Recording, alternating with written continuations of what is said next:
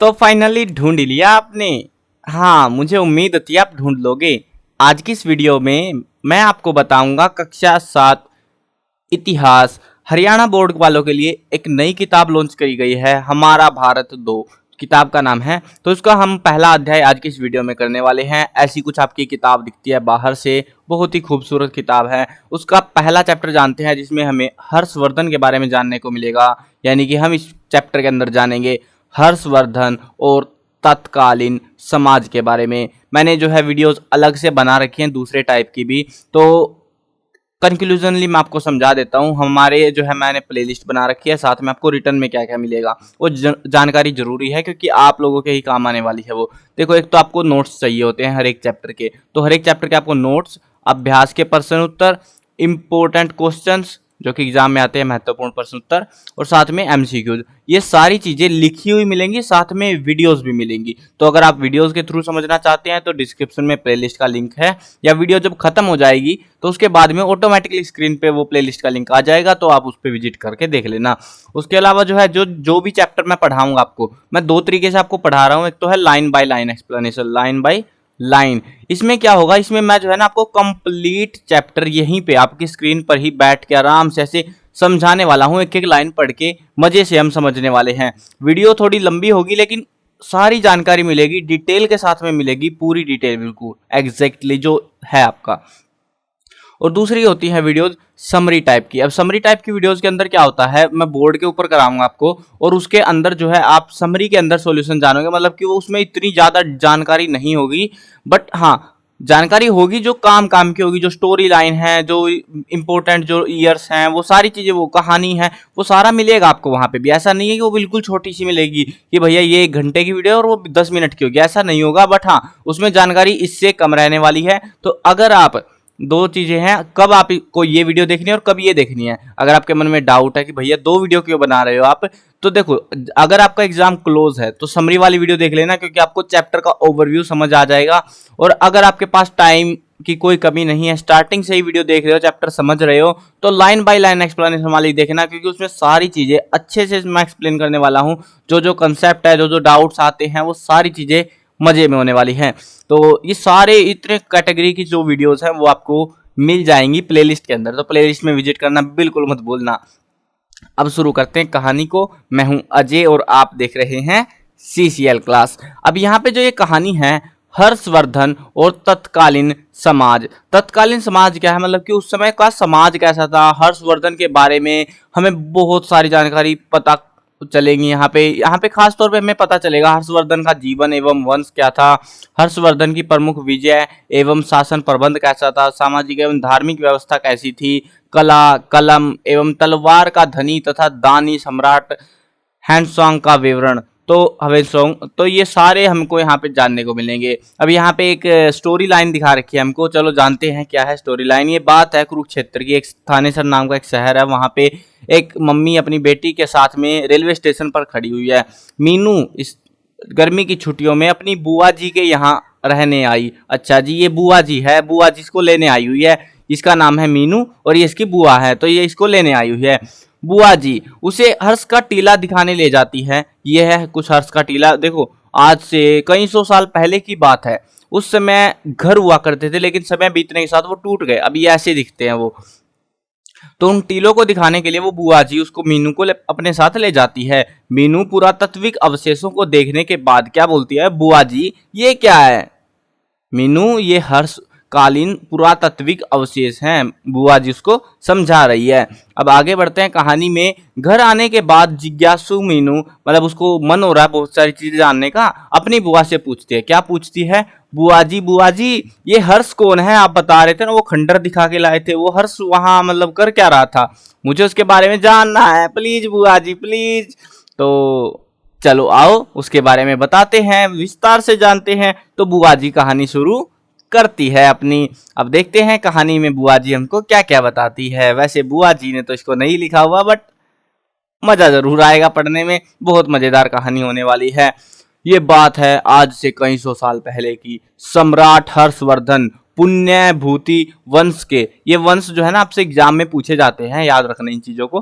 तो पुण्यभूति बोल रहा हूँ, पुष्यभूति वंश के महान शासक थे, जिन्होंने विपरीत परिस्थितियों के बावजूद भारत वर्ष को एकता के सूत्र में बांधा। आइए इसके बारे में विस्तृत जानकारी प्राप्त करें। गुप्त साम्राज्य के पतन के बाद समस्त भारतवर्ष छोटे छोटे राज्यों में विभाजित हो गया। ये छोटे छोटे राज्य एक दूसरे से आपस में झगड़ते रहते थे, जैसे आपके पड़ोसी झगड़ते हैं ना, वैसे ये भी झगड़ते थे। बहुत सारे राजा बन गए तो अलग अलग अपना झगड़ा करते रहते। इसी समय हुए हूणों के आक्रमण ने स्थिति को और भी अधिक खराब बना दिया। हूणों ने हमला कर दिया और स्थिति खराब हो गई। ऐसे समय में पुष्यभूति ने थानेसर में पुष्यभूति नामक वंश की स्थापना करी। किसने स्थापना करी? पुष्यभूति नाम का कोई बंदा होगा थानेसर में, तो उसी ने अपने वंश की स्थापना करी। इस वंश के शासकों का वर्णन इस प्रकार से किया जा सकता है। पुष्यभूति वंश के शासक। अब ये जो वंश बनाया गया था, इस वंश में कैसे कैसे शासक हमको देखने को मिलेंगे, तो वो देखते हैं।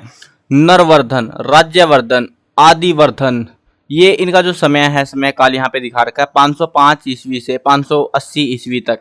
हर्षवर्धन के कवि बाणभट्ट।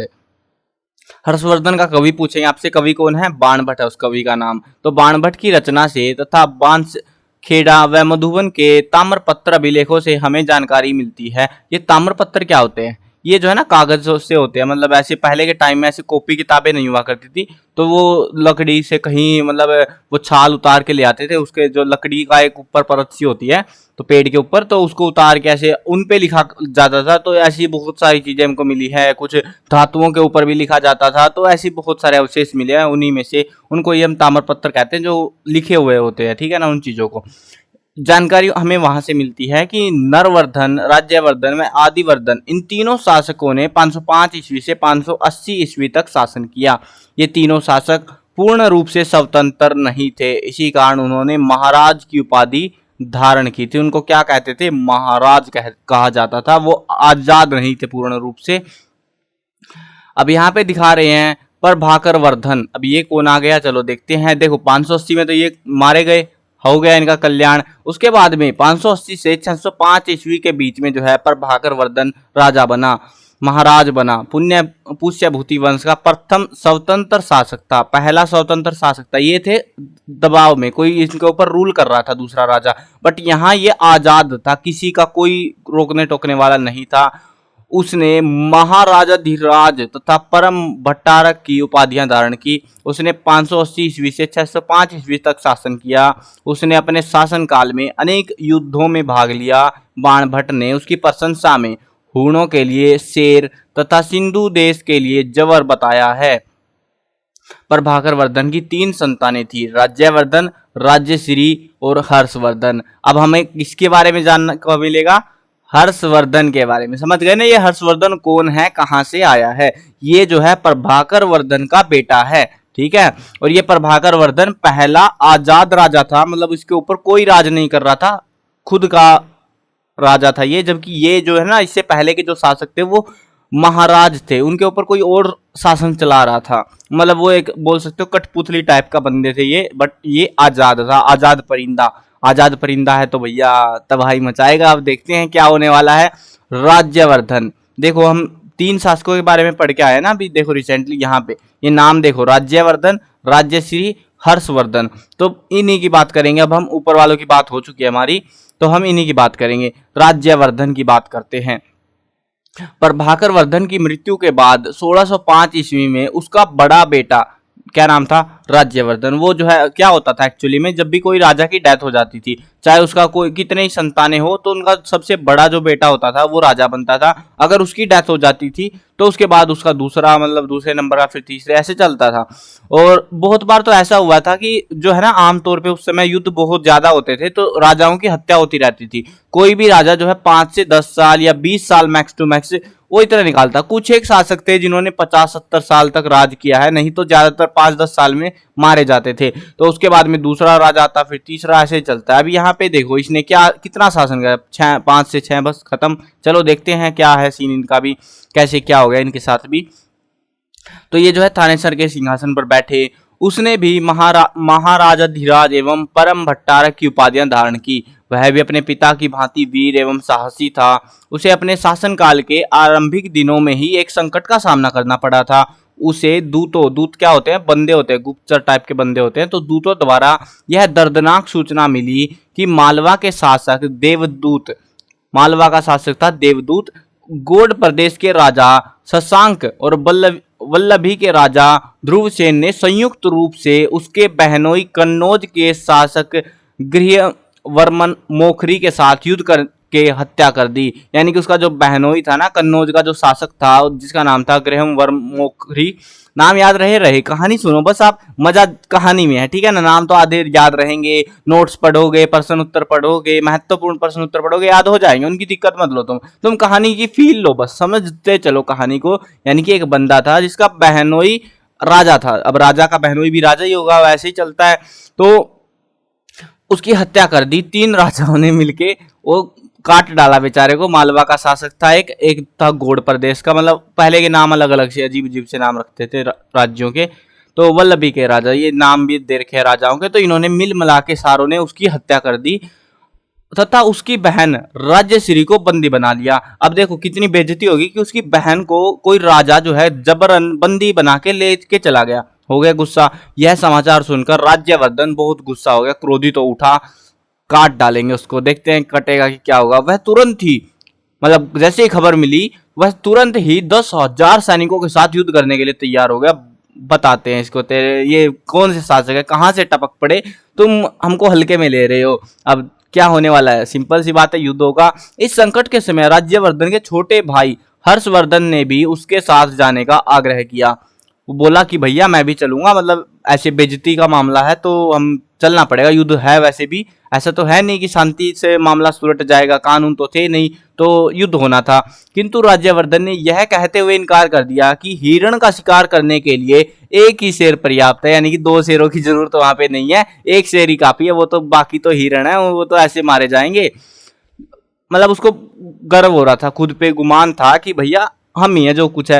राज्यवर्धन ने इस युद्ध में साहस का परिचय देते हुए मालवा के शासक देवगुप्त को पराजित कर दिया, परंतु गौड़ प्रदेश के राजा शशांक ने धोखे से 1606 में राज्यवर्धन की हत्या कर दी। देखो एक राजा को टपका दिया उसने, क्योंकि भैया बेइज्जती हो गई, हार गया वो, तो हरा दिया उसको, शेर था भैया खुद में। अब ये इसने क्या करा, सबको पीटने जाना था उसको, तो अब इसने कर दिया धोखा, धोखे से उसको मार डाला बेचारे को। एक ही साल में उसका जो जैसे ही राजा बना वो मारा गया। अब कौन राजा बनेगा, हाँ समझ गए ना कौन राजा बनेगा। हाँ अब हर्षवर्धन की बारी आने वाली है, तो अब देखते हैं यहाँ पे जन्म के बारे में, क्योंकि हर्षवर्धन की कहानी पढ़नी है। और हम इतने सारे शासकों को छोड़ के, इतने सारे राजाओं को छोड़ के हम हर्षवर्धन को ही क्यों पढ़ रहे हैं, ये भी सवाल आपके मन में उठेगा।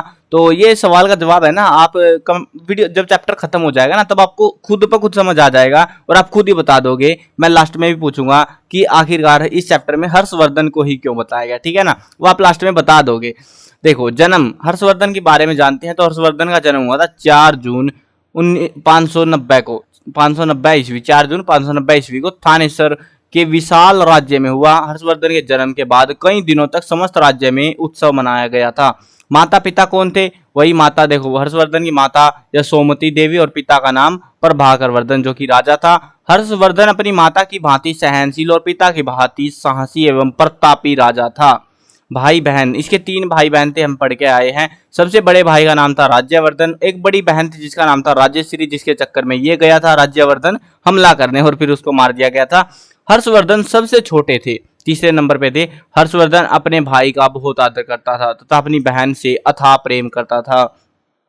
अब इसकी शिक्षा कहाँ पढ़ाई करी, देखो उस समय ऐसी पढ़ाई होती थी, पढ़ाई के नाम पे हथियार चलाना सिखाए जाते थे, ज्यादा कुछ था नहीं। हर्षवर्धन बहुत ही विद्वान एवं बुद्धिमान था, जिससे यह अनुमान लगाया जाता है कि हर्षवर्धन की शिक्षा दीक्षा का उचित ढंग से प्रबंध किया था। अब हमें नहीं पता उस समय क्या कैसे पढ़ाई होती थी, हमें ज्यादा आइडिया है नहीं उस समय की पढ़ाई के बारे में।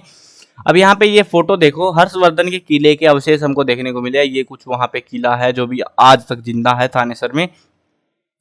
शास्त्राभ्यास व युद्धाभ्यास, ये बहुत जरूरी था। अगर किसी को राजा बनना है तो शस्त्रों का ज्ञान, युद्ध की रणनीति बनानी उसको आनी चाहिए।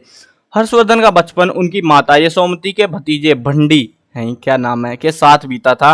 निरंतर शास्त्राभ्यास युद्धाभ्यास में वह एक श्रेष्ठ घुड़सवार योद्धा बने। हर्ष की के दरबारी कवि बाण भट्ट की रचना हर्षचरित। उसने किताब लिखी, बाण भट्ट ने, जो कौन था, हर्ष का दरबारी कवि था, तो उसने हर्षचरित नाम से एक किताब लिखी। उसमें यह जानकारी हमको मिलती है बहुत सारी, जो भी कुछ आप इस चैप्टर में पढ़ोगे वो सारा हमें उधर से ही मिला है। जब हर्षवर्धन प्रतिदिन युद्धाभ्यास करते थे तो शास्त्रों के निशानों से उनके हाथ काले पड़ जाते थे, यानी कि इतने हथियार चला देते थे, ये हाथों पर जो है ना काले हो जाते थे, हाथों का रंग उड़ जाता था एक तरीके से। क्या आप जानते हैं, एक मजेदार सा फैक्ट है, चलो जानते हैं हम भी। सम्राट हर्षवर्धन के राज्य की पहली राजधानी थानेसर सरस्वती नदी के किनारे स्थित थी, और हर्ष का टीला किला पहले किला था जिसकी 52 बुर्जियां थी, यानी कि हमला करने के लिए एक परफेक्ट वो था कि डिफेंस करेंगे ना, तो बुर्जियां बनाई गई थी वहां पे, बुर्ज से टाइप के, मतलब ऐसे छोटे छोटे से वो बनाते हैं ना, तो डिफेंसिव टाइप की टेक्निक थी। और ये सब ऐसा किला था जिसमें ज्यादा मिली है हमको, बाकियों में थोड़ी थोड़ी मिलती है, इसमें डिजाइन इस हिसाब से कर रखा था। कुल मिला के आपको इसमें से, इस फैक्ट्री में से बस ये याद रखने की इसकी राजधानी थानेसर थी। देखो सारा मामला कहाँ चल रहा है, थानेसर कुरुक्षेत्र के अंदर, तो ये थानेसर का ही मामला है सारा का सारा। पैदा भी वहीं पे हुए, राजधानी भी वहीं पे बनी, काफी बड़ा इलाका था ना इनका। थानेसर राज्य में राज्याभिषेक हो गया। देखते हैं क्या हुआ। बड़े भाई की आकस्मिक मृत्यु, क्योंकि धोखे से मार दिया बेचारे को, आकस्मिक मृत्यु के उपरांत मात्र 16 वर्ष की आयु में प्रधानमंत्री भंडी के परामर्श से हर्षवर्धन का राज्याभिषेक 1606 में थानेसर में किया गया। अब भंडी को पता लगे ना भंडी कौन है, हाँ वही बंदा जिसके पास ये जाके हथियार चलाना सीख रहा था हर्षवर्धन, तो उसी के परामर्श से फिर जो हर्षवर्धन को राजा बना दिया गया। अब कन्नौज की प्राप्ति कैसे हुई, कन्नौज का क्या सीन है देखते हैं। राज्याभिषेक के उपरांत हर्ष ने सबसे पहले अपने शत्रुओं से बदला लिया, वही जिस काम को उसका भाई करने गया था अब वही करेगा हर्षवर्धन भी। उस समय हर्षवर्धन को पता चला कि राज्यश्री कारागार से भागकर विंध्याचल के जंगलों में चली गई है, भाग खड़ी हुई बेचारी, क्या करे। हर्षवर्धन ने दिव्यकामित्र नामक बौद्ध सन्यासी की सहायता से अपनी बहन को खोज लिया। उस समय वह सती होने जा रही थी। सती जानते हो ना, मतलब एक प्रथा थी वो, उस समय प्राचीन प्रथा थी, आने वाले चैप्टर्स में आपको डिटेल में समझ में आएगा। मतलब कुल मिला के जो है ना वो जान देने जा रही थी एक तरीके से कह सकते हो आप।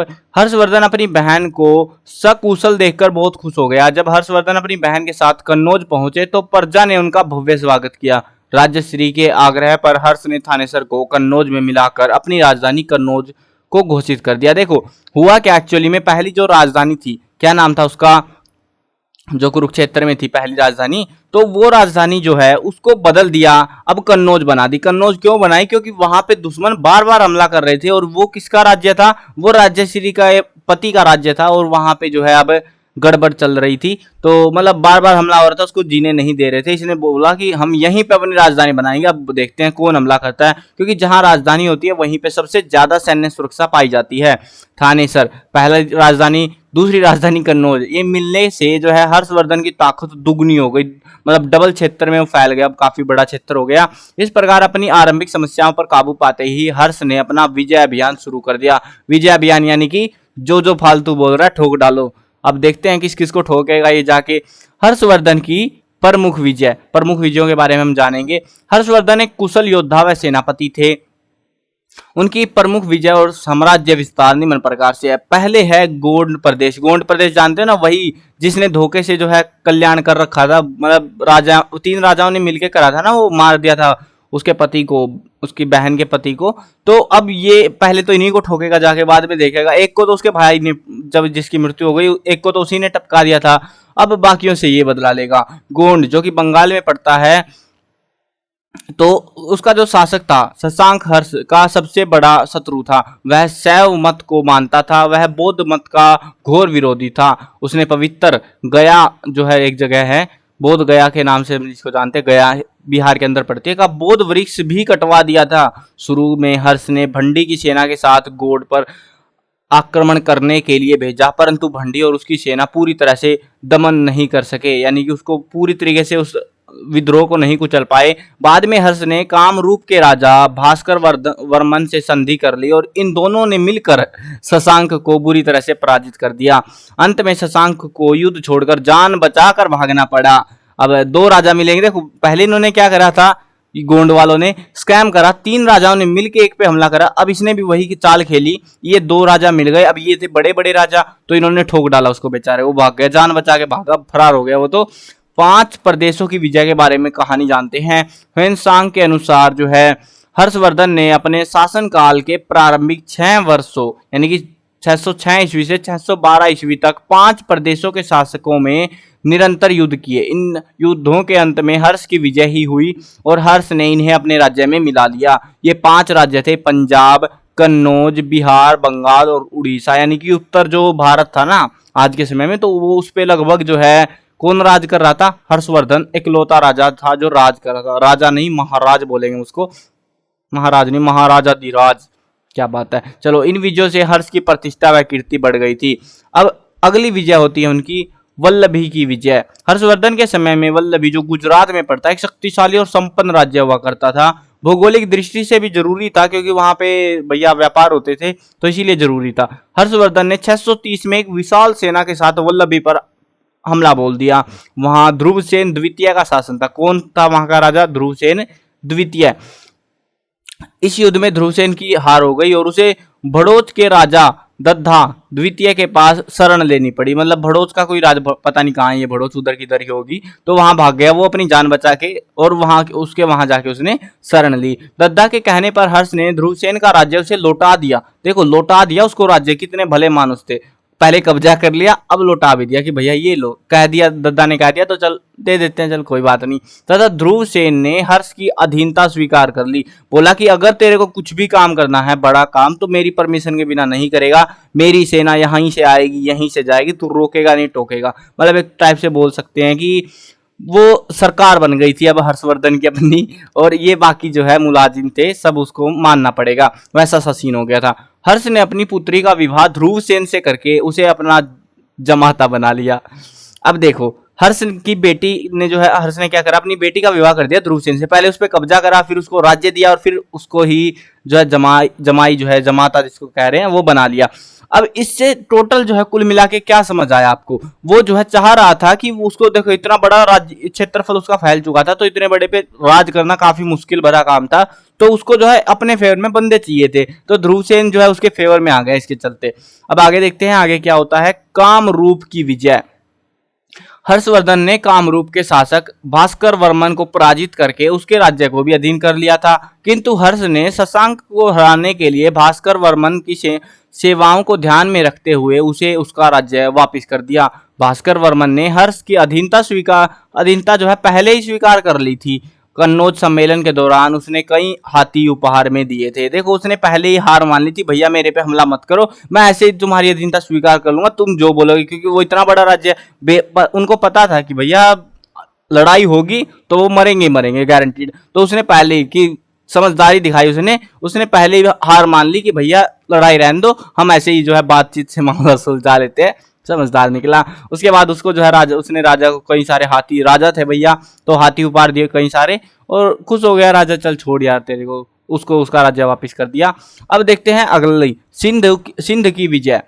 प्रभाकर वर्धन ने सिंध के राजा को पराजित करके सिंध पर अधिकार कर लिया था, किंतु उसकी मृत्यु के पश्चात अराजकता का लाभ उठाकर सिंध ने पुनः स्वतंत्रता प्राप्ति कर ली। हर्ष ने अपनी स्थिति सुदृढ़ करके सिंध पर हमला कर एक प्रभावी विजय प्राप्त की। अब देखो, पहले क्या हुआ, प्रभाकर वर्धन को जानते हो ना कौन था? वो हर्षवर्धन से पहले का जो शासक था। उसने जो है उसकी मृत्यु के बाद उसने फायदा उठाया उस गड़बड़ी का बीच की और वापस कब्जे में ले लिया। लेकिन हर्ष ने वापस उस पर हमला करा, बोला ऐसे कैसे कब्जा लेगा, इतनी मुश्किल से जमीन कब्जाई थी यार तेरी। तो वापस उसने हमला करके वापस कब्जा कर लिया। कश्मीर की विजय। हर्षवर्धन के शासन काल में कश्मीर का राजा दुर्लभ वर्धन था। कौन था कश्मीर का राजा? दुर्लभ वर्धन। ऐसा माना जाता है कि कश्मीर के एक विहार में महात्मा बुद्ध का एक पवित्र दांत रखा था जिसमें सदैव रोशनी रहती थी। हर्ष ने कश्मीर के राजा दुर्लभ वर्धन को हराकर बलपूर्वक उससे अधीनता स्वीकार करवाई और महात्मा बुद्ध का पवित्र दांत ले जाकर कन्नौज के विहार में स्थापित करवाया। और ये उसने क्यों करवाया? क्योंकि वो जो है महात्मा बुद्ध का अच्छा अनुयायी था, उनका पालक था बोल सकते हो, तो बौद्ध धर्म को मानता था। तो इसके चलते जो है उसने ये सारा कुछ करा कि भैया हमें तो दांत चाहिए, दांत के लिए लड़ाई कर दी लॉजिकली। तो चलो, उसके बाद आती है नेपाल की विजय। पहले ऐसा नहीं था आज की तरह कि भैया ये यहाँ पे जो है सरकार बनी हुई है, ये ऐसा चलेगा मामला, ऐसा कुछ नहीं था। सीधे जो है लड़ाई तलवारें निकल आती थी, मारकाट चलती थी सीधी। तो अब नेपाल के साथ क्या किया इसने, बाण भट्ट के अनुसार जो है हर्ष द्वारा बर्फीले प्रदेश में आक्रमण कर विजय प्राप्ति की गई थी। कुछ इतिहासकारों का अनुमान है कि यह नेपाल ही होगा, अंदाजा मार रहे हैं, पक्का किसी को नहीं पता। इसका कारण यह भी है कि नेपाल के शासक अंशुवर्मन ने अपने राज्य में हर्ष संवत का प्रचलन आरंभ किया था, जो यह प्रमाणित करता है कि अंशुवर्मन ने भी हर्षवर्धन की अधीनता को स्वीकार किया था। इससे हम अंदाजा लगाते हैं बस, ठीक है। मतलब वहां पे भी नेपाल को भी इसने अपने कब्जे में ले रखा था। गंजम विजय, बड़ा ही अजीब नाम है। चलो देखते हैं। हर्ष की अंतिम विजय थी गंजम, उड़ीसा में थी, जो उड़ीसा क्षेत्र था वहां पर उसने विजय प्राप्ति की थी। यह प्रदेश पूर्वी तट उड़ीसा पर स्थित है। इस प्रदेश पर हर्ष के आरंभिक आक्रमण सफल नहीं रहे। शुरुआत में हार गए थे ये, कुछ छोटे मोटे हमले करे होंगे, बाद में कब्जा तो करना ही था। जब ठान ली तो भैया इतना सारा क्षेत्र आ गया, इतनी सारी बड़ी सेना आ गई, तो कैसे टिकेगा छोटा सा राज्य। अंत में 1643 ईस्वी में वह इस पर विजय प्राप्त करने में सफल रहा, क्योंकि इस समय पुलकेशियन द्वितीय की मृत्यु हो चुकी थी और उसका समकालीन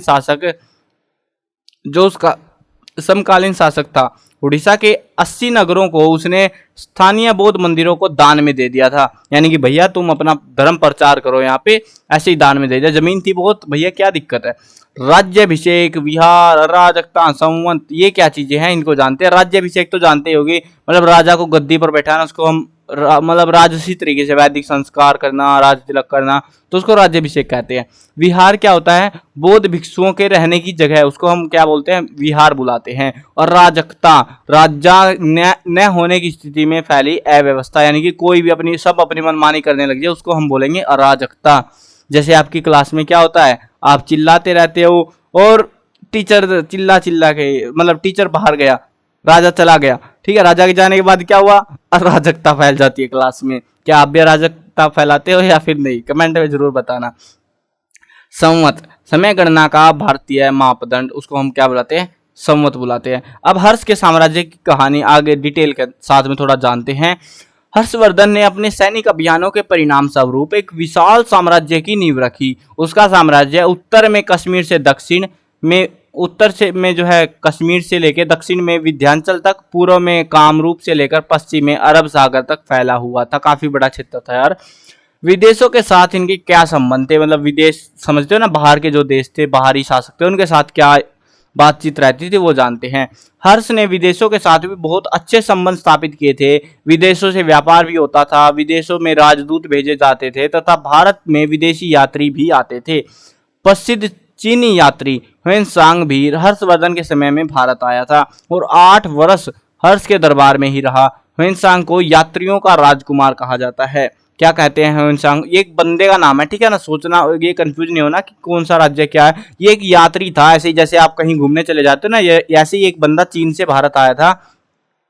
तो वो जो है यहाँ पे 8 साल जो है ऐसे ही मुफ्त की रोटी पोटी तोड़ के अपना निकल लिया फिर 8 साल के बाद में, ठीक है। काफी सारी चीजें उसको सीखने को मिली, देखने को मिली, और जो कि उसने अपनी कुछ किताबें लिखी होंगी उसमें बताया है, तो उससे हमें पता लगा। तो यहाँ पे इसको जो है यात्रियों का राजकुमार कहा जाता था। पुलकेशियन द्वितीय के साथ युद्ध, क्या सीन था उसका। हर्षवर्धन उत्तर भारत का सबसे शक्तिशाली शासक था, तो दूसरी ओर पुलकेशियन द्वितीय दक्षिणी भारत का शक्तिशाली शासक था। मतलब भारत को आधा आधा कर लो, ऊपर वाला ये हर्षवर्धन, नीचे वाला पुलकेशियन। अब बराबर सी बात थी। हर्ष की भांति भी वह भी एक महत्वाकांक्षी राजा था। हर्ष द्वारा वल्लभी पर विजय के बाद पुलकेशिन द्वितीय शंकित हो गया और युद्ध अनिवार्य हो गया था। हर्ष ने पुलकेशिन का सामना करने के लिए 5 प्रदेशों से सेना इकट्ठी कर ली थी और 633 में सेना के साथ हर्ष ने पुलकेशिन पर हमला कर दिया। यह युद्ध हुआ था नर्मदा नदी के किनारे पर। इस युद्ध में हर्ष की पराजय हो गई। क्यों? क्योंकि भैया उधर वाला ज्यादा तगड़ा पड़ गया होगा। ये देखो, इससे आपको आइडिया लगेगा क्या सीन था टोटली। तो ये जो आप ये पीले से कलर में देख पा रहे हो, हल्के पीले में, तो ये जो कलर है ये था पूरा इसका क्षेत्रफल, जहां तक ये फैला हुआ था। हर्ष का क्षेत्रफल फैला हुआ था और इसकी राजधानी क्या थी? कन्नौज। बीचों बीच इसकी राजधानी हुआ करती थी। और वैसे ही जो है अगर आप देखोगे नीचे वाली साइड में, यहाँ पे पुलकेशिन द्वितीय राज कर रहा था, तो ये छुटकू पड़ गया। ये थोड़ा ज्यादा बड़ा मामला हो गया। छोटे मोटे राजा थे इधर भी, बट ज्यादा बड़े क्षेत्र में ये वाला जो क्षेत्र था उस पे उसका राज था, तो बड़ा राजा था वो। और इसने देखो यहाँ ये रेगिस्तानी इलाका था, इसको कब्जा करने की नहीं सोची, क्योंकि भैया रेत में करेंगे क्या, वो कुछ काम तो आना नहीं है। तो अच्छी अच्छी जगह उसने कब्जा करी थी बस, ठीक है। तो आगे देखते हैं, मैप आपको समझ आ गया वो छोटा सा साम्राज्य कैसा था उनका। अब हर्ष का शासन प्रबंध के बारे में जानते हैं। हर्षवर्धन न केवल एक महान विजेता और साम्राज्य निर्माता ही था, अपितु एक कुशल शासन प्रबंधक भी था। उसने अपने साम्राज्य में उच्च कोटि की शासन प्रणाली स्थापित की थी। उस समय शासन व्यवस्था का स्वरूप कुछ इस प्रकार से होता था। कैसे होता था देखते हैं। राजा पहले बनते थे राजा। राजाओं के अंदर देखते हैं तो हर्षवर्धन राज्य का सर्वोच्च अधिकारी था। उसे जो है महाराजाधिराज, परमेश्वर, परम भट्टारक, सार्वभौम, सकलोत्पथनाथ, शिलादित्य आदि ऐसी बहुत सारी उपाधियां धारण कर रखी थी। राजा की शक्तियां तो असीमित होती थी, क्योंकि वही राज कर रहा है। वह सेना का सर्वोच्च सेनापति भी होता था और सर्वोच्च न्यायाधीश भी वही होता था। जो भी फैसला होगा उसी का होगा और मानना पड़ेगा, उसकी मर्जी जो वह कहेगा। वह किसी को किसी भी पद पर नियुक्त कर सकता था और किसी को भी पदोन्नति कर सकता था, मतलब भगा सकता था वहां पे से, तथा किसी को भी पद मुक्त कर सकता था। राजा का निर्णय अंतिम होता था। राजा जो बोलेगा वही होगा, उसके बिना कुछ नहीं कर सकता। उसके बाद राजा के बाद जो अहम ताकतें जो होती थी वो थी मंत्री परिषद। मंत्रियों के पास भी अच्छी खासी शक्तियां होती थी। तो हर्षवर्धन ने कुशल शासन प्रबंधन के लिए एक सुसंगठित मंत्री परिषद का निर्माण किया था। उस समय योग्य और उत्कृष्ट लोगों को ही मंत्री पद पर नियुक्त किया जाता था। इन मंत्रियों में सैनिक गुण होना भी जरूरी था। पता नहीं कब लड़ाई मच जाए, है ना। क्योंकि हर्ष के समय किसी भी मंत्री को सैनिक अभियान के सेना का नेतृत्व करने के लिए कहा जा सकता था। तो यहाँ पे आप ये समझ सकते हो, प्रमुख मंत्री कुछ इस प्रकार से होता था। पहला होता था प्रधानमंत्री, राजा का प्रमुख सलाहकार होता था। उसके बिना राजा कुछ नहीं करता था, मतलब उससे सलाह लेता था। ऐसे नहीं था कि उसकी सारी उसी की मानेगा, अपनी भी चलाता था, बट उससे सलाह जरूर ले, सलाह मशवरे के लिए बनता था, जिसको प्रधानमंत्री कहते हैं। उसके बाद आता था महासंधि विग्रहाधिकृत। उसमें क्या होता था, युद्ध व शांति मंत्री होते थे वो, मतलब लड़ाई करनी है या शांति करनी है उसके साथ में, तो वो उसका जायजा लेके वो बताया करते थे प्रधानमंत्री को, और प्रधानमंत्री फिर इसको समझाता था। अब आते हैं महाबलाधिकृत। इसमें जो है ये सेना के अध्यक्ष हुआ करते थे। उसके बाद में थे महाप्रतिहार, ये महल का सुरक्षा मंत्री हुआ करता था। महल में हमला ना हो जाए, पीठ पीछे अगर कुछ गड़बड़ करी तो ये गया काम से। अष्टपट्टालिक, ये जो है लेखा अधिकारी होते थे। जो भी कुछ होता था क्रियाकलाप या कुछ भी चलता था तो उसको जो है लेखा जोखा ये मेंटेन किया करते थे। अब आते हैं प्रांतीय शासन पे। हर्ष ने अपने विशाल साम्राज्य को उचित ढंग से चलाने के लिए इसे अनेक शक्तियों में बांट रखा था। ये शक्तियां सामंतों और महासामंतों में विभाजित थी। ये वे लोग थे जिन्होंने हर्ष की अधीनता स्वीकार कर ली थी। अप्रत्यक्ष रूप से ये अपने अपने प्रांत के मुखिया भी थे। इन्होंने भूपाल, कुमार, लोकपाल, नृपति व महाराजा जैसी उपाधियां धारण कर रखी थी। इन्हें प्रमुख वल्लभी का ध्रुवसेन द्वितीय, कामरूप का भास्कर वर्मन, मगध का पूर्व वर्मन व जालंधर के उदित आदि थे। वैसे कई सारे जो है महाराज वहां पे थे। इसके प्रत्यक्ष नियंत्रण के क्षेत्र भुक्ति कहलाते थे। क्या कहते थे उनको, जहाँ पे नियंत्रण होता था सीधा सीधा उनका, उसको भुक्ति कहते थे। उसके मुखिया को उपारिक या कुमार मात्य कहा जाता था। आगे बढ़ते हैं तो स्थानीय शासन कैसे होता था। एक पार्टिकुलर एक प्लेस, जो कोई जगह थी, छोटे छोटे क्षेत्र थे, वहां पे शासन कैसे हुआ करता था। भुक्ति, प्रांतों को विषयों में बांटा गया था, जिसके नेतृत्व विषयपति या आयुक्त करता था। उसकी नियुक्ति शिवम शासक करता था। विषय आगे पथक में विभाजित थे, जिनकी स्थिति आज के तहसील स्तर के अधिकारी की मानी जाती थी। प्रशासन की सबसे छोटी इकाई ग्राम थी, मतलब ग्राम जानते हो ना, गांव को बुलाते हैं, ग्राम थी, जिसका प्रधान महत्तर कहलाता था। मतलब जैसे सरपंच होता है ना, वैसे उसको महत्तर कहते थे उस टाइम पे। कई स्थानों पर ग्रामिक भी कहा जाता था उनको। उसकी सलाह के लिए पंचायत होती थी। पंचायत जो है उसको सलाह दिया करती थी। मतलब काफी बड़ा जो है सिस्टम इसने बैठा रखा था।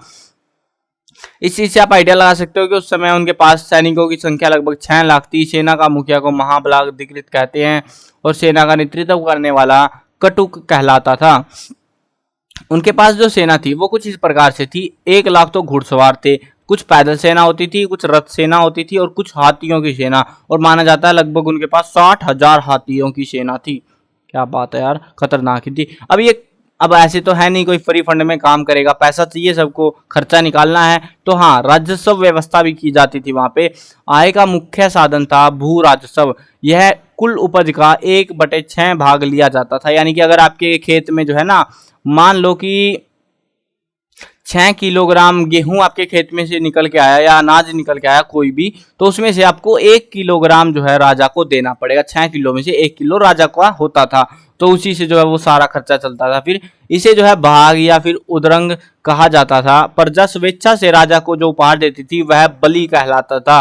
मतलब ये तो देते ही देते थे, उसके अलावा भी कभी मन किया ज्यादा अच्छी फसल हो गई तो 1 किलो मतलब 2-3 किलो ऐसे फालतू फंड में भी राजा को दे दिया जाता था, उपहार दिए जाते थे, या कोई किसी ने अपनी भैंस गाय कुछ दे दी राजा को, ऐसे चलता था। इसके अतिरिक्त चुंगी कर, बिक्री कर, वन कर, ये भी सारे कुछ कर जो है जनता के, आम जनता के ऊपर लगाए जाते थे। अब ये जो पैसा आता था ये खर्चा कहाँ पे होता था? इतना सारा पैसा जो कमाई आ रही है इधर उधर से, तो जाती कहाँ थी? 5 तरह से जो है आय को हम वितरित करते हैं। पहला है दान देना। दान बहुत दिया था। हर्षवर्धन एक दानवीर राजा था। उसने नालंदा विश्वविद्यालय को 200 गांव दान कर दिए थे। 200 गांव मतलब 200 गांव से जो भी कमाई आएगी वो तुम्हारी, समझ गए? इसी मतलब जो गांव देते थे ना वो दान में देते थे। तो उनका एक ही लॉजिक होता था कि वो जो जमीन दे रहे हैं ना उस पे से जो भी कुछ आएगा, जो भी पैदावार होगी, तो वो सारी किसकी होती थी? वहीं की, जिसको दान दिया गया है। तो दान देते थे वो। और नालंदा विश्वविद्यालय को तो 200 गांव दान दे रखे थे उसने। हर्षवर्धन ने धन के अतिरिक्त अपने वस्त्र आदि भी दान कर दिए थे। प्रजा हितकारी कार्य क्या क्या करे उन्होंने? हर्षवर्धन अधिकतर आय जो है प्रजा के कल्याणकारी कार्यों पर खर्च करता था। जैसे चिकित्सालय बनवा दिया, विश्राम गृह बनवा दिया, सड़कें बनवा दी, पुल बनवा दिया, शिक्षा का प्रबंध करा, पानी का प्रबंध करा, तो वहां पे उसका वो पैसा जाता था। वेतन, अब इतनी बड़ी सेना लेके घूम रहा है तो उनको ऐसे फ्री में थोड़ी ना खिलाएगा बैठ के, तो उनको तनख्वाह भी चाहिए होती है, वो भाग जाएंगे नहीं तो हर्षवर्धन अपनी आय का एक भाग कर्मचारियों को वेतन देने में खर्च करता था। हर्षवर्धन के शासन में एक सेनापति से लेकर साधारण सिपाही को अपने गुजारे के लिए पर्याप्त वेतन दिया जाता था। उसके अलावा जो है सेना पर खर्चा, मतलब हथियार चाहिए, बहुत सारे जानवर भी चाहिए, तो उन पे भी खर्चा होता था। हर्षवर्धन अपनी आय का बड़ा भाग सेना पर ही खर्च करता था, जिससे सेना के लिए अस्त्र शस्त्र, कवच, कुंडल, घोड़े, हाथियों का प्रबंध किया जाता था। अब राजा क्या भिखारियों की जिंदगी जिएगा? हाँ जी, राज परिवार का खर्च भी वो उसी में से निकलता था, यानी कि आय का एक भाग राज परिवार पर खर्च किया जाता था। राज परिवार की जरूरत की वस्तुएं तथा महलों की मरम्मत जो भी कुछ था वो भी खर्च इसी से लिया जाता था, निकाला जाता था। न्यायिक व्यवस्था कैसी थी उस टाइम की वो जानते हैं। न्यायिक व्यवस्था जैसे कोर्ट के अंदर क्या होता है, न्याय होता है ना, तो वैसे ही उस समय कैसे न्याय किया जाता था? तो यहाँ पे 2 तराजू है, एक तरफ ये एक तरफ ये। चलो जानते हैं एक तराजू पहले। हर्ष के साम्राज्य में कानून व्यवस्था अच्छी थी, अपराध कम थे, दंड कठोर थे। अब कठोर दंड से तो भैया अपराध अपने आप कम हो जाते हैं। अपराधियों से जांच के लिए अग्नि, जल, विष व तुला परीक्षा करवाई जाती थी। शांति बनाए रखने के लिए हर्ष ने आरक्षी यानी कि पुलिस विभाग का भी गठन कर रखा था। पुलिस थी उसके टाइम पे यार, कमाल ही है। दंडापाशिक व दंडिक इसके मुख्य अधिकारी थे। उसके राज्य में गुप्तचर भी क्रियाशील रहते थे। न्याय करते समय पक्षपात नहीं होता था, यानी कि ऐसा नहीं कि तुम बड़े लेवल पे हो, तुमने पैसा खिला दिया राजा को तो तुम बच जाओगे, नहीं नहीं नहीं, पैसा वहां पे अहमियत नहीं रखता था। अपराधी के अंग काटना व मृत्यु दंड भी प्रचलन में था। सबसे बड़ा अपराध था देशद्रोह, यानी कि अपने राजा के साथ धोखा कर देना। क्या आप जानते हैं हर्ष के साम्राज्य में शासन का कार्य ईमानदारी से होता था, लेकिन इतनी अच्छी कानून व्यवस्था होते हुए भी मार्ग सुरक्षित नहीं थे। रास्ते पर कोई भी फिर भी हमला कर देता था। स्वयं ह्वेनसांग को चोर डाकुओं का सामना करना पड़ गया था। जानते ना ये ह्वेनसांग कौन था? ये चीनी यात्री, वही जो भारत आया था फिर, तो इसके यहाँ 8 साल फ्री की मुफ्त की रोटियां तोड़ के निकल गया, तो वही बंदा। तो तथा 2 बार उसे भी लूट लिया गया था। इतनी खतरनाक व्यवस्था होते हुए भी उसको भी लूट डाला बेचारे को। सामाजिक एवं आर्थिक व्यवस्था कैसी थी उनकी? हमें जो है हर्ष काल की आर्थिक एवं सामाजिक स्थिति के बारे में जानकारी तत्कालीन लेखन जैसे कि बाणभट्ट वह चीनी स्त्रोतों से मिलती है। चीनी स्त्रोत क्या है? मतलब जैसे कोई तीर्थयात्री आया, जैसे ह्वेनसांग आया था ना, तो ऐसे और भी यात्री आए थे, तो उनसे हमें ये चीजें जानने को मिलती हैं। पहली है वर्ण व्यवस्था। उस समय समाज में वर्ण व्यवस्था विद्यमान थी। वर्ण यानी कि ब्राह्मण, क्षत्रिय, वैश्य, शूद्र आदि, इनकी व्यवस्था भी की गई थी अलग अलग तरीके से। संभवतः उपजातियों को मिश्रित जाति कहा जाता था। ब्राह्मण समाज को शिक्षा देते थे तथा पवित्र कार्य पूरे करवाते थे। ये प्रशासनिक कार्यों में भी राजा को सलाह दिया करते थे। क्षत्रिय रक्षा का कार्य करते थे और सैनिक के रूप में कार्यभार इन्हीं के कंधों पर होता था। वैश्य जो है व्यापारिक कार्यों में संलग्न थे, यानी कि उसमें ही लगे रहते थे। वैश्य मतलब व्यापारी लोगों के समूह को कहा जाता है। एवं समाज की आवश्यकता की पूर्ति इन्हीं के द्वारा की जाती थी। शूद्रों का कार्य था सेवा करना, ये सबसे तुच्छ समझे जाते थे उस टाइम पे। इनका काम, ये मजदूर थे, बहुत सस्ते लेवल के मजदूर, कोई इज्जत नहीं थी इनकी। कार्य जो है सेवा करना था, जैसे खेती करना, पशु पालना, घर बनाना, लकड़ी एवं धातु के औजार बनाना, बिल्कुल सस्ते लेवल के मजदूर, ठीक है, वो थे ये। विवाह क्या सीन था उस समय, कैसे विवाह होता था, क्या सीन था? तो अंतर जातीय विवाह उस समय मान्य थे, यानी कि एक जाति से दूसरी जाति में तुम विवाह कर सकते थे। अनुलोम एवं प्रतिलोम विवाह को भी धीरे धीरे स्वीकृति मिल जाती थी। उत्तरी व दक्षिणी भारत के विवाह नियमों में भिन्नता थी। इसी तरह उत्तर भारत में अलग अलग जातियों के विवाह के रीति रिवाज में अलग अलग होते थे। समाज में बहु विवाह की प्रथा प्रचलित थी, यानी कि एक पति जो है बहुत सारी पत्नियां रख सकता है, या एक पत्नी बहुत सारे पति रख सकती है, ऐसा सीन भी चलता था। उच्च वर्णों में स्त्रियां पुनर्विवाह नहीं करती थी, किंतु शूद्रों व वैश्यों में पुनर्विवाह होता था। सती प्रथा प्रचलित थी। विधवा स्त्री जो है श्वेत वस्त्र धारण करती, जो विधवा हो जाती थी वो सफेद कपड़े पहना करती थी, आज भी पहनती है ज्यादातर। चलो अगला पॉइंट हमारा वो है उच्च नैतिक जीवन। ह्वेनसांग ने भारतीयों को उच्च प्रतिष्ठावान बताया। वे पाप पुण्य का सदैव ध्यान रखते थे। यहाँ ईमानदारी एवं कर्तव्य निष्ठा सदैव बनी रहती थी। अतिथि को भगवान का दर्जा यहाँ पे दिया जाता था, जो कि आज भी दिया जाता है, मतलब कम हो गया बट दिया जाता है कई कई जगहों पे। आवास कैसे थे, घर कैसे थे, रहते कैसे थे लोग।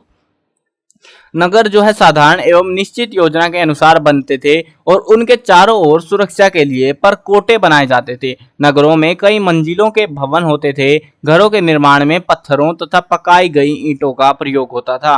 गांव का आकार जो है काफी छोटा हुआ करता था और मकान सामान्यतः कच्चे होते थे, यानी कि पक्के मकान हमें देखने को नहीं मिलते थे, जिसमें जो है कच्ची मिट्टी या लकड़ी का प्रयोग किया जाता था घर बनाने के लिए। और खाते पीते क्या थे वो लोग, ये भी सवाल उठेगा। चलो जानते हैं क्या खाते थे लोग। जो है सादा भोजन करते थे, हमारी तरह नूडल मैगी ये कुरकुरे वुरकुरे नहीं खाते थे। गेहूं तथा चावल जन साधारण का भोजन था। गेहूं खाते थे, चावल खाते थे। घी, दूध, दही, गुड़, शक्कर, सरसों का तेल, ये उनके भोजन के मुख्य अंग होते थे। प्याज और लहसुन का प्रयोग नहीं किया जाता था, ये कमाल की बात है। प्याज नहीं खाते थे, गंठा बुलाते हैं जिसको हरियाणवी में, है ना, तो उसको, और लहसुन, ये चीजें जो है वो नहीं खाते थे। कुछ लोग जो है मांसाहारी भी होते थे। दालें, विभिन्न तरह की सब्जियां, फलों का प्रयोग भी यहाँ पे किया जाता था। अब जानते हैं हम आर्थिक व्यवस्था। आर्थिक यानी कि रोकड़े के मामले की बात, कैसा जो है आर्थिक ढांचा था उनका, कैसे उनकी व्यवस्था चलती थी पूरी, पैसा कहाँ से आता था, क्या मैनेजमेंट था, खर्चा, वो हमें थोड़ा बहुत तो आइडिया लग चुका है ऊपर, लेकिन वो मैनेजमेंट क्या था, व्यापारिक सिस्टम क्या था, वो सारी चीजें हमें पता लगेंगी आर्थिक व्यवस्था के अंदर, ठीक है। सभी स्रोतों से स्पष्ट हो जाता है कि देश की आर्थिक स्थिति उस समय अत्यंत उन्नत एवं मजबूत थी। कृषि लोगों की आजीविका का मुख्य आधार होता था। ह्वेनसांग लिखता है, ह्वेनसांग जानते हो ना, अब बता देना, आपको याद आ जाना चाहिए। ह्वेनसांग आया तो कौन है ये बंदा, है ना, याद आ गया ना, चलो अच्छी बात है, याद आ गया। नहीं आया तो मैं बता देता हूँ, वापिस से भी याद कर लेना इसको जरूर से। ये एक चीन का बंदा था जो भारत आया था और यहाँ 8 साल मुफ्त की रोटियां तोड़ के निकल गया, ठीक है। उसके बाद उसने किताब में लिखा बहुत कुछ। तो ये इसने क्या लिखा कि भोजन और फलों का उत्पादन भरपूर मात्रा में किया जाता था। हर्षचरित के अनुसार, ये किताब है जो उसी के कवि ने, दरबारी कवि बाणभट्ट ने लिखी थी, तो उसके अनुसार जो है चावल, गेहूं, ईख जिसको गन्ना बुलाते हैं, तो आदि के साथ सेब और अंगूर भी उगाए जाते थे। सिंचाई की अच्छी व्यवस्था थी। हर्षचरित में सिंचाई के साधन के रूप में तुला यंत्र यानी कि जल पंप का उल्लेख भी हमको देखने को मिलता है। पता नहीं कैसा जल पंप थे, बट जल पंप भी वहां पे चलाते थे। जैसे आजकल समरसीबल चलते हैं ना, वैसे ही उस समय कोई होगा जुगाड़ पानी निकालने का। कृषि से जो है अलग वाणिज्यिक व्यवसाय और व्यापार भी प्रगति पर थे। कुछ शहर अपने व्यापार के कारण काफी प्रसिद्ध और समृद्ध हो गए थे, जैसे कि थानेसर, उज्जैन, कन्नौज। देश के आंतरिक और बाहरी दोनों तरह का व्यापार होता था। व्यापार काफी बड़ा था, समृद्ध था। कपड़ा उद्योग, चमड़ा उद्योग, बर्तन उद्योग और औजार उद्योग इनके प्रमुख उद्योगों में से एक थे। अब जानते हैं हर्षवर्धन के चरित्र के बारे में कि उनका चरित्र कैसा था। तो हर्षवर्धन के महान चरित्र, सफलताओं व उपलब्धियों का वर्णन बाणभट्ट द्वारा हर्षचरित नाम की किताब में लिखा गया है और उसी में से हम भी टेप के ले आए हैं इस किताब में, ठीक है। चलो जस्ट प्रैंक। कुशल शासन प्रबंध एवं महान सेनापति थे वो। हर्षवर्धन केवल एक विजेता ही नहीं अपितु एक कुशल शासन प्रबंधक भी था। उसने अपने शासन को प्रांत, जिलों व गांव में बांटा हुआ था। वह बहुत दयालु शासक था। वह प्रजा का हाल जानने के लिए राज्य का भ्रमण करता था। उसने एक विशाल सेना का गठन कर रखा था। इसी सेना के बल पर हर्ष ने उत्तर भारत के बहुत से राजाओं को हराकर उनसे अपनी अधीनता स्वीकार करवाई। हर्ष ने अनेक सफलताएं प्राप्त की जिनके आधार पर उसकी तुलना समुद्रगुप्त से की जाती है। समुद्रगुप्त भी काफी प्रसिद्ध राजा था, शासक हुआ है, प्रजा प्रेमी थे वो। हर्षवर्धन अपनी जनता से बहुत अधिक प्रेम करता था। उसने अशोक की भांति, अशोक एक काफी प्रसिद्ध शासक हुआ था, तो इसने जो है बहुत प्रचार किया, बहुत बड़े क्षेत्र पे इसने भी राज करा था। तो इसी की तरह जो है अपना समस्त जीवन प्रजा कल्याण के लिए समर्पित कर दिया था। वह सदैव दीन दुखियों की सहायता के लिए तत्पर रहता था। वह अपने राजकोष से एक निश्चित मात्रा में धन प्रजा कल्याण के लिए चिकित्सालयों, विद्यालयों, भवनों, सड़कों पर खर्च किया करता था। परिवार प्रेमी भी था, परिवार से भी प्रेम करता था। हर्ष जो है प्रजा प्रेमी तो था ही, साथ ही उसका अपने परिवार के प्रति बहुत लगाव था। जब उसके भाई राज्यवर्धन की धोखे से हत्या कर दी गई तो वह न केवल अपने भाई की हत्या का बदला लेता है बल्कि अपनी बहन राजश्री को भी ढूंढ निकालता है। इससे जो है अनूठा परिवार प्रेम किसी राजा में देखने को हमें नहीं मिलता। महान दानी भी थे, वो दान करा उन्होंने बहुत ज्यादा। हर्ष अपनी दानशीलता के लिए पूरे विश्व में प्रसिद्ध था। उसने दान देने के लिए एक कोष का गठन कर रखा था, अलग से उसको दान, मतलब दान के लिए अलग उसका जो है मैनेजमेंट हुआ करता था, जिसमें वह प्रत्येक 5 वर्ष बाद प्रयाग सम्मेलन में भरसक दान दिया करता था, मतलब भर भर के दान देता था वहां पे हर 5 साल के बाद में। धार्मिक सहनशील भी था। हर्ष जो है एक सहनशील राजा थे। उसने धार्मिक कट्टरता नामक मात्र भी नहीं थी। अवेंसांग के अनुसार हर्ष जो है शुरुआत में शैव मत का अनुयायी था, लेकिन बाद में वह बौद्ध धर्म को भी मानने लगा। पहले किसको मानता था? शैव मत को। उसके बाद किसको मानने लगा? बौद्ध धर्म को। प्रयाग सभा में उसने पहले दिन बुद्ध की, दूसरे दिन सूर्य की, तीसरे दिन शिव की उपासना की। इस सभा में उसने 500 ब्राह्मणों को भोजन करवाया, वस्त्र आदि दान भी दिए। उसके राज्य में हिंदू, बौद्ध, जैन सभी धर्मों के लोग रहा करते थे।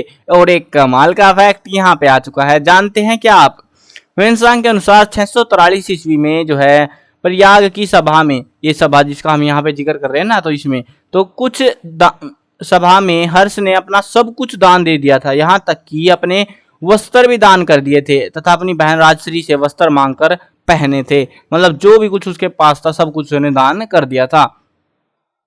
बौद्ध धर्म का प्रचार, बौद्ध धर्म का प्रचार बहुत ज्यादा हुआ था इन्हीं शासकों के साथ में। अशोक ने किया, फिर इसने भी किया। हर्ष जो है अशोक की भांति बौद्ध धर्म का प्रचारक था। उसने बौद्ध धर्म को लोकप्रिय बनाने के लिए अनेक कार्य किए। उसने अशोक की तरह अहिंसा का पालन किया, पशु वध व शिकार करने पर प्रतिबंध लगा दिया। उसने बुद्ध मठों व विहारों का निर्माण करवाया। वह प्रत्येक वर्ष बौद्ध सभा का आयोजन करता था, जिसमें उसने धर्म प्रचार के लिए विदेशों में राजदूत भी भेजे। हर्ष ने 200 कर्म मुक्त गांव नालंदा विश्वविद्यालय को दिए, क्योंकि उसमें बौद्ध धर्म की शिक्षा दी जाती थी। हर्ष ने बौद्ध धर्म के लिए इतने कार्य किए कि उनका नाम अशोक और कनिष्क के समान ही बौद्ध धर्म के इतिहास में अमर हो गया। विद्वानों को संरक्षण भी उन्होंने दिया है। विद्वानों को हर्ष का विशेष संरक्षण प्राप्त था। हर्ष ने अपने दरबार में अनेक साहित्यिक और बौद्ध विद्वानों को स्थान दे रखा था। उसने इन विद्वानों के लिए अनेक मठ एवं विहार बनवाए। उसके दरबार में बाण, दिवाकर, मयूर, जयसेन और भास जैसे विद्वान रहा करते थे। ये नाम है उन बंदों के जो वहां पे रहते थे उसके दरबार में। नाटककार, सब सम्राट, कला एवं साहित्य को संरक्षण। हर्ष जो है कला और साहित्य प्रेमी सम्राट था। वह स्वयं एक नाटककार, विद्वान शासक था। उसने 3 नाटकों रत्नावली, नागानंद व प्रियदर्शिका की रचना की है, मतलब की थी, है तो क्या। बाणभट्ट ने उसे काव्य रचना में दक्ष बताया है। हर्ष की तुलना कालिदास से की गई है। उसने बाणभट्ट जैसे महान साहित्यकार को संरक्षण दिया, जिसने हर्षचरित, फिर कादम्बरी जैसे ग्रंथों की रचना की। उसके दरबार का दूसरा अनमोल मोती जयसेन थे, जिसने जो है योग शास्त्र, वेद, ज्योतिष, भूगोल, गणित, चिकित्सा आदि विषयों पर लिखा है। हर्ष ने जयसेन को 80 गांव की आय दान में दे दी थी, यानी कि 80 गांव से जो भी कमाई आती थी ना, तो वो सारा पैसा उसने जयसेन को दे दिया था दान में, परंतु उसने इसे स्वीकार नहीं किया। मयूर व मातंग जैसे विद्वान भी उसके दरबार में रहे। मयूर ने सूर्य शतक की रचना की थी, ये किताब है सूर्य शतक, तो उसकी रचना मयूर ने की थी। शिक्षा का संरक्षण के बारे में जाने तो शिक्षा को हर्ष का विशेष संरक्षण प्राप्त था। हर्ष के समय में नालंदा विश्वविद्यालय सर्वाधिक प्रसिद्ध हुआ करता था। हर्ष ने 200 कर्म मुक्त गांव नालंदा विश्वविद्यालय को खर्च चलाने के लिए दान किए थे। वह अपने राज्य की आय का 1/4 भाग 1/4 इतना भाग जो है विद्वानों में पुरस्कार के रूप में बांट दिया करता था। बहुत दान किया यार इसने, बहुत ज्यादा। अब जानते हैं वो इंसान का हर्ष के बारे में क्या विवरण था, क्या सोचती, क्या मानता था वो। ह्वेनसांग एक चीनी यात्री था, उसे यात्रियों का राजकुमार कहा जाता है। वह हर्षवर्धन के शासनकाल में भारत आया तथा लगभग 8 वर्षों तक हर्ष के दरबार में रहा। वह 629 ईस्वी में भारत यात्रा के लिए चीन से चला था। वह बौद्ध धर्म के तीर्थ स्थलों, बुद्ध धर्म के बारे में जानने के लिए भारत आया था।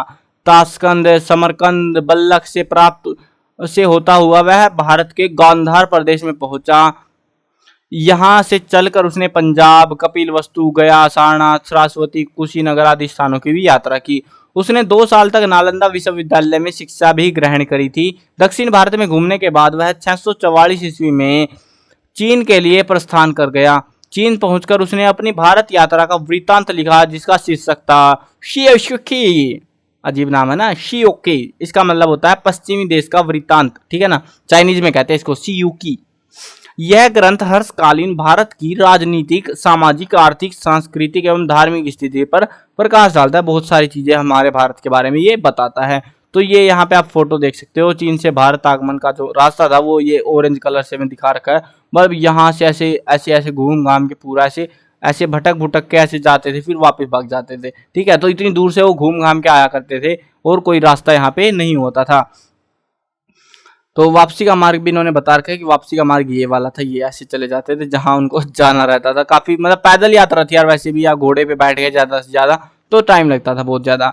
हर्ष जो है एक विजेता ही नहीं बल्कि एक कुशल शासन प्रबंधक, दयालु, दानवीर, साहित्य का संरक्षक तथा उच्च कोटि का विद्वान सम्राट था। हर्ष प्राचीन काल के भारतीय इतिहास का महान सम्राट तथा महान साम्राज्य निर्माता था। उसने सम्राट अशोक की भांति संपूर्ण शक्ति को जन सेवा में लगा दिया। और ये तो आपको मतलब इतना सारी डिटेल हम पढ़ के आ चुके हैं, आपको समझ आ गया है ऑलमोस्ट, है ना, कि मतलब बहुत बहुत ज्यादा दान करा इसने। जितना पैसा आता था सारा उड़ा दिया इसी दान में ही। तो लोगों की मदद के लिए वो हमेशा तैयार रहता था। और इतना बड़ा क्षेत्र का वो महाराज था, महाराज अधिराज था, तो दान करे भी क्यों ना। भौतिक और आध्यात्मिक उन्नति के योगदान देकर राष्ट्र को अग्रसर किया। हर्ष के प्रत्येक कार्य में समाज को उन्नत बनाने का ध्येय विद्यमान होता था। यहाँ पे दिखाते हैं माइंड मैप। माइंड मैप मतलब दिमाग में छाप लो बस इसको, तो ठीक है। हर्ष का जो शासन प्रबंधन था वो कुछ इस प्रकार से था। राजा मतलब छोटे राजा थे जिन पे उन्होंने कब्जा करा था, अपने नियंत्रण में थे ना। तो पहले तो ये था, उसके बाद राजा हुए, राजाओं के मंत्री परिषद होते थे, फिर उन वहां पे प्रधानमंत्री ये फलाना दिमक्खा होते थे। और एक डायरेक्ट सिस्टम भी होता था, सैनिक प्रबंधन इनका खुद का भी होता था। उसके अलावा जो है यहाँ पे प्रांतीय शासन चलाते, स्थानीय शासन, प्रजा हितकारी कार्य किए उन्होंने, आय और खर्चा करा, कानून, दंड और न्याय इनका भी समाधान किया। बहुत सारी चीजें इन्होंने बनाई थी। यहाँ पे एक माइंड मैप दे रखा है। माइंड मैप के अंदर एक और चीज है जिसके अंदर इनका नाम, ये मस्त है यार, ये चीजें याद, ये वाली टेबल तो जरूर याद कर लेना, आपको कुछ याद रहे ना रहे टेबल जरूर याद कर लेना, आसान है। इसका नाम था हर्षवर्धन। रंग बदल देता हूँ नहीं तो पहचान में नहीं आएगा, है ना। जीवन काल 590 से लेके 647 ईस्वी। माता का नाम था यशोमती, पिता का नाम था प्रभाकर वर्धन और वंश था पुष्यभूति। वंश पूछा जा सकता है, वंश 1 नंबर के क्वेश्चन अगर आते हैं तो पूछा जाएगा, जरूर से याद रखना इस चीज को। राजधानी थानेसर थी, कुरुक्षेत्र में पड़ती है। उसके बाद में कन्नौज। कन्नौज को कब बनाया वो पता चल गया ना आपको कहानी पढ़ते पढ़ते। वो तब बनाया था जब उसकी बहन के साथ धोखा कर लिया, तो वहां पे बाहर के राजा हमला कर रहे तो बोला राजधानी है अब आगे दिखाओ तुम। शासनकाल 606 ईस्वी और 647 ईस्वी। धर्म था इसका हिंदू और बौद्ध धर्म जो है इसके मेन धर्म थे। और ये है इसके हर्ष के चरित्र। यहाँ पे बहुत सारे जो भी हमने ऊपर टॉपिक पढ़ के आए ना एक तो उनको सारों को यहाँ पे इकट्ठा लिख रखा है कि परिवार प्रेमी था, दानी भी था, धार्मिक सहनशील था, प्रजा प्रेमी था, कुशल शासन प्रबंधक, महान सेनापति था, नाटक का सम्राट, कला एवं साहित्य को संरक्षण देता था, बौद्ध धर्म का प्रचारक था, विद्वानों को संरक्षण देता था, शिक्षा का संरक्षण था। ऐसे बहुत सारी खूबियां इस हर्षवर्धन के चरित्र में मौजूद थी। और बाकी की जानकारी अगले चैप्टर में आने वाले क्लास में मिलेंगी। फिलहाल जो है चैप्टर में इतना ही है। आई होप आपको चैप्टर समझ में तो आ गया होगा। अब मैं आपसे एक सवाल पूछता हूँ कि हमने इतने सारे राजा हमने स्टार्टिंग में जाने थे, उनके पिता और उससे पहले के कुछ शासकों के बारे में, तो हमने हर्षवर्धन की कहानी को क्यों पढ़ा? क्या आप इसका जवाब दे सकते हो अभी? ऐसे तो देखो अपने मन में दे लेना, कमेंट में मन करे तो चिपका देना कमेंट में। देखो एक तो मैं बता देता हूँ सिंपली क्यों हम इसी के बारे में पढ़ रहे हैं। 606 से 47 यानी कि लगभग 40 साल, लगभग बोल रहा हूँ मतलब 39 साल है, वैसे तो 39 नहीं, हाँ 41 साल है मतलब, तो लगभग मोटा मोटा मान लो 40 साल जो इसने राज करा। बाकी राजा क्या थे, इसका भाई 1 साल कटक गया, मारा गया, राजा बना, इससे इसका जो पिता था वो भी ज्यादा राज नहीं कर पाया, राज किया तो कुछ कर नहीं पाया। अब ये वो बंदा था जिसने अपना क्षेत्रफल छुटकू से क्षेत्र से इतने से क्षेत्र से मतलब इतना सा इसको क्षेत्रफल मिला, उसको बढ़ा के इतना बड़ा कर दिया इसने। तो इतना बड़ा करेगा तो भैया नाम किसका होगा, इसी का होगा ना। तो बाकी शासकों ने कुछ नहीं कर पाए, तो इसने असली काम करा था, तो इसके चलते जो है और बढ़िया काम करा था। हम इसको पढ़ रहे हैं, बाकियों को नहीं पढ़ रहे हैं, ठीक है ना। बट पता तो करना पड़ता है कि इसका भाई पिता कौन थे, तो वो छोटी मोटी बात है याद रखने की। बट मेन जो काम किया वो इसने किया था, तो इसीलिए हम इसको याद रखते हैं, ठीक है। भारतीय इतिहास में बहुत अहम योगदान था इसका। तो चलो आई होप आपको आपका डाउट क्लियर हो गया होगा कि चैप्टर क्यों पढ़ा है हमने, और वीडियो समझ में आ गई होगी। अगर समझ में आई है तो लाइक जरूर से कर देना और कमेंट में बताना यार वीडियो लगी कैसी। अगर आपको ये वीडियो देखो लेजिटली बात करूँ तो लंबी वीडियो थी, और सारी वीडियो अगर लाइन टू लाइन एक्सप्लेनेशन मैंने हर एक वीडियो के थंबनेल में लिख रखा है कि फुल चैप्टर एक्सप्लेनेशन है या समरी है। तो वो थंबनेल जब देखोगे आप, फोटो देखोगे वीडियो का बाहर वाला, तो उसमें आपको समझ आ जाएगा। वहां पे अगर समरी लिखा हुआ है तो छोटी वीडियो मिलेगी, छोटी वीडियो में इतनी डिटेल नहीं मिलेगी, बट मजा उसमें भी उतना ही आएगा, ठीक है। और अगर आपको डिटेल में समझना है तो फुल चैप्टर एक्सप्लेनेशन वाली वीडियोस को देख लेना, प्लेलिस्ट में जरूर से चले जाना। अभ्यास के प्रश्न उत्तर लिखे हुए हैं और साथ में वीडियोस भी है, वीडियो के थ्रू समझने हैं तो समझ सकते हो। अगर आपको कॉपी में टेपने हैं तो लिखे हुए हैं, वहां से ज्यादा आसान रहेगा आपके लिए टेपना, तो वहां से आप टेप भी सकते हो, चिपका सकते हो अपना कॉपी के अंदर, कॉपी पेस्ट मार लेना, ठीक है। जो भी करो आपकी मर्जी है, मैंने सारा कुछ प्रोवाइड करा दिया है, डिस्क्रिप्शन में लिंक मिल जाएगा। और हाँ, मैं कवर करने वाला हूँ क्लास 1 से लेके 12th तक हरियाणा बोर्ड का सारे सब्जेक्ट, हिंदी मीडियम में हो इंग्लिश मीडियम में हो, सब कुछ मिलने वाला है। अभी तो 7th में हो आप, बहुत क्लासेस पढ़नी है, तो जरूर से सब्सक्राइब कर लेना इस चैनल को, बहुत काम आने वाला है, बहुत मजा आने वाला है आने वाली क्लासेस में भी आपको और इस क्लास में भी। चलो मिलते हैं नई वीडियो में, बाय बाय।